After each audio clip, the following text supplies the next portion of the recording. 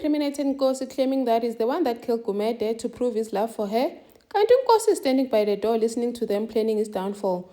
Kwezi is petty because she found out that Nkosi is married, and Nkosi claims that he told her, but Kwezi insists that he didn't and kicked him out. Kwezi is frustrated that the security guard gave them the footage, and Peterson is planning to put them behind bars, both of them. Ivy went to apologize to Melita, but Melita wouldn't want to hear it, and Chivasa and Willie did not show up for their divorce mediation. Hi, welcome to my channel. Here's an update on Skeem Saam. So Nkosi, Ukwezi, after realizing that or finding out that Nkosi is married, he's got a whole wife, Emakaya, is Lali in Eastern Cape. He decided to throw Nkosi under the bus, told Ukobasi that Nkosi is the one that killed Gumede and went to throw him a Chaskei River to prove his love for her. I took Ukobasi, but why would you do that? Why would you lie and go to prison twice, to jail twice, trying to protect this man as I was trying to protect him? As Nkosi should not have asked you to protect him. Don't cry, we'll see what we can do. Nkosi comes back, he returns, claiming acting as if everything is fine, man. You should have seen Kwezi. When he spoke, when he saw Nkosi walking in her penthouse, the one that she paid for 3 months in advance for, and get on a bag at Yazin. I've already packed bags, yo amasagana akho, ufuna ngiphume ngiphele like kwami. Why didn't you tell me that you married? Nkosi thinks that Kwezi is being dramatic. Ati he did tell her, but I saw that you were quiet about it. I thought you didn't mind. Ati kanjani, I didn't mind. Do I look like someone who would date a married man? That's when I'm born when. Because Kwezi claimed that Nkosi probably told him when she was grieving Usisanda, or when she was scared for her life because Lassa was trying to kill her. Please get out. She even paid for Nkosi, hey, kicked him out of her penthouse. Nkosi is trying to beg with her, man. This is not how old people solve their problems. As you can see, Kwezi is hurt because she thought that they were actually building something in Nkosi. Kanti Nkosi is a whole husband to someone else. She's a side chick this whole time. Tough.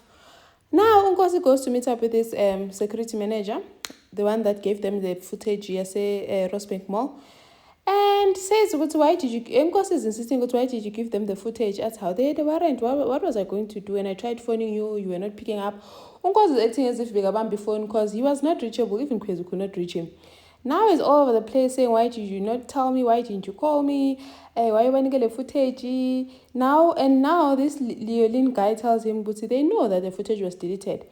And now Nkosi is trying to blame this guy, like this guy will go and spill all the tea about what he did. Now he says, just stick to the story. Tell them you know nothing about this whole thing. All this time, Peterson is trying to phone this guy. At first, I thought that this guy was recording Nkosi. I think Peterson was just phoning him. And then Kobas comes back again, to finish up the details about the whole confession that Kwezi did, saying that she feels lighter, a confession. When she's the one that killed Gumede. Nkosi was just doing this and went to throw Gumede's body in the river to save her, to try to save her because she was all over the place. Now she says she feels crappy about confessing because Kobas was saying that you did well. As I feel crappy, why do I feel crappy about confessing? Nkosi should not have asked you to protect him in the first place. Now Kobas says, after all the lies you've told, it's going to be hard for me to believe it. Well, lucky because Peterson has been suspecting that Nkosi had a hand in this. So that might help us. But so now we need to go to Peterson. Because like, so what now? What do we do now? As we need to go to Peterson and the prosecutor and tell them your side of the story. Now Kwezi wants to know how long Nkosi is going to get in prison. Kobas says a lifetime. Kanti Nkosi is standing by the door, listening. He's going to get a life sentence. Kwezi is throwing him under the bus. Now he's going to retaliate. Now, guy, lawyer, security manager, felt like someone was telling him.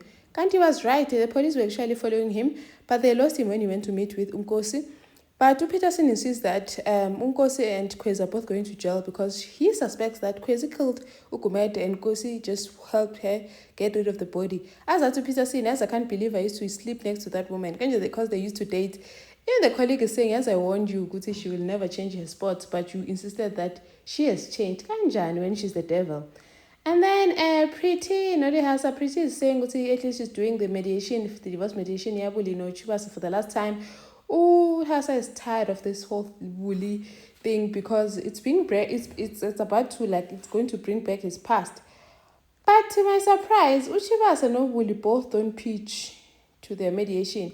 Abasafonic divorce, what's happening? Do they make up? If it was just Woolly going AWOL, I'd get it. But now, no, Chibase. Or Chibase did something to Woolly. That's why she's not appearing, because now Woolly's going to get 50% of everything, even the things that were hidden. But now Moss is insinuating that Uchibase is a man of his word, so maybe Woolly did something to him. Woolly will do something to that whole Chibase man, scary man. And then, Ivy went to see Umelita to try and apologize for, I don't know, taking the job or whatever. And Umelita did not want to hear it and said that, yes, when I took the job, I didn't mean for you to quit yours. Since you're able to take care of my son and put up with him, you can also put up with me at work. Like, I'm just here to apologize and tell you that I'll pay you back for the money that she paid Ramashala, the private investigator that looked for her in Mozambique. But Melita won't hear it and says that she will never forgive Ivy. Now, Hannah Fera, but she's the one that took Ivy's husband. What about Ivy? Did Ivy forgive her for doing that? Melita. Now Clement goes to Kwesi's office to see Kwesi. He goes there only to be escorted by security because no one wants him there after the whole chaos that he caused there. Mandwell is out for lunch with Eunice Nolihasa and busy complaining that Ubabala must be fired because she's making her life difficult. Ngapa, those invitation reminders, they should have just did cards.